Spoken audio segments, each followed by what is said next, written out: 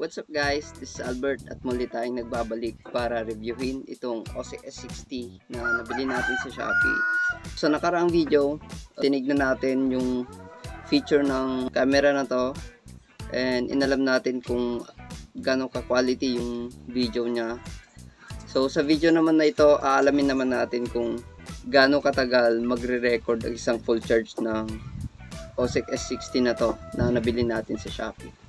Pero bago natin umpisan guys, kung bago pa lang kayo dito sa channel natin, please hit subscribe and notification bell para updated kayo lagi sa mga video natin. So wag na natin patagalin, umpisan na natin guys. Alright, so ito yung una natin gagawin. So make sure muna natin na full charge itong battery niya. So ayan, kung makikita nyo, may dalawang light indicator dito. So, naka-red siya, ibig sabihin nagcha-charge pa lang siya. So, antayin nating mag-blue yan para siguradong full charge na yan. Although, chinarge ko na siya kagabi and inulit ko lang siyang i-charge para sigurado na full charge talaga siya. So, ayan guys, kung nakikita nyo, nag-blue na yung light indicator niya. So, ibig sabihin full charge na yan. So, babalik na natin yan dito sa camera, then start na natin mag-record. So magre-record tayo hanggang sa malobat, titignan natin kung gaano katagal yung na-record niyang video. Alright, babalik lang natin to guys. Then open na natin. Yan. So ito na guys. Ayan, full charge siya. Tas ang resolution natin, yan, 1080p 30 fps. So yan yung normal na resolution para sa akin. Yan. Tapos naka-on yung stabilization, wind noise. Tapos microphone naka-on, white balance. Ayan, yun lang naman yung mga importante dyan. So, start na tayo mag-record guys. Hindi pala kita. Hit na natin yung record button. Yan. So, nagre-record na siya. Oras natin 3:18 na ng hapon. So, yan. Bantayan natin yung oras. So, hahayaan lang natin siya dyan hanggang sa malobat. Nga pala guys, kaya namatay yung screen, naka battery saver siya 1 minute. So pag hit ng 1 minute, mamamatay yung screen pero still nagre-record pa rin. Kung makikita nyo, nagbe-blink yung blue dun sa gilid.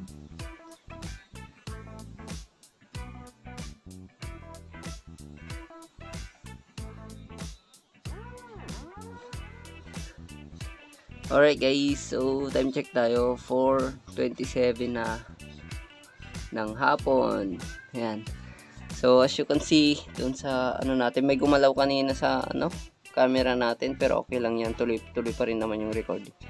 Ayan, 2 bar na yung nabawas sa kanyang battery. So hindi ko alam kung ilang oras na siya nagre-record.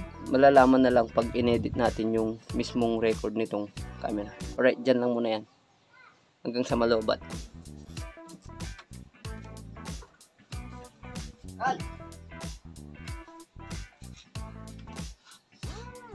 Kamusta na ang recording ko? Hala, manage storage.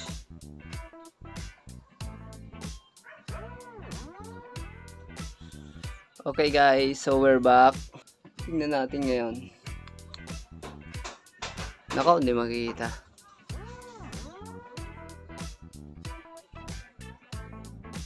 Ayan. Red bar na siya. Red bar na siya guys.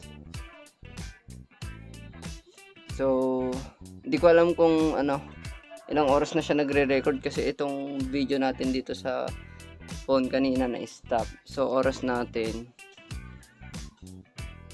5:31 na. Almost 2 hours na yata. So, hayal na natin matrain yan. Saglit na lang yan.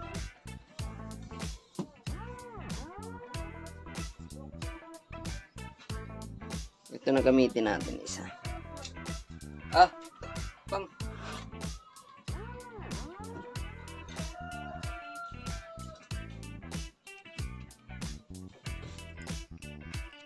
So, ayan guys. Namatay na yung camera natin. Hindi ko siya nabantayan. Ay, hindi pa. Ayan, drain na siya. Ayan o. Ayan, battery niya. Drain na siya. Namatay na siya kanina.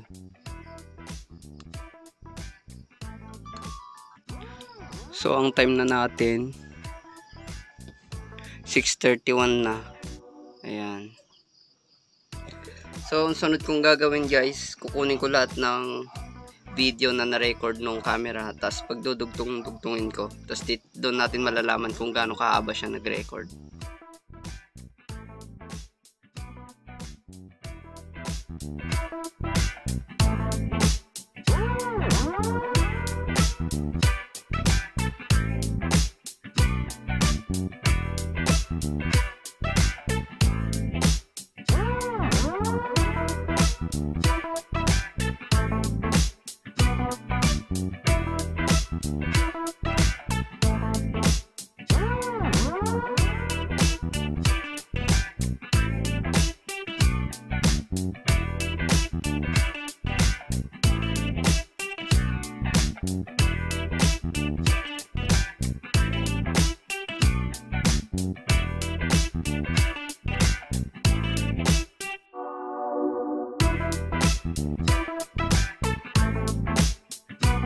Alright guys, so tapos na nating pagdugtong-dugtungin lahat ng video record na nakuha nito mula umpisa hanggang sa nalobat siya. So umabot siya ng 2 hours and 28 minutes. So sulit na yon para sa simpleng camera na to. So yun lang po yung video natin ngayon. Sana po nakatulong itong information na to, lalong-lalo na sa mga bago pa lang sa YouTube na gustong bumili ng action cam na budget meal. So sulit na to. So ang ginawa ko, bumili ako ng extrang 2 battery pa. So kahit mag long ride, pwede to, magpalit ka lang ng battery. Ayan, long lasting na siya.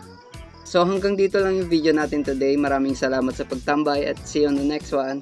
Bye!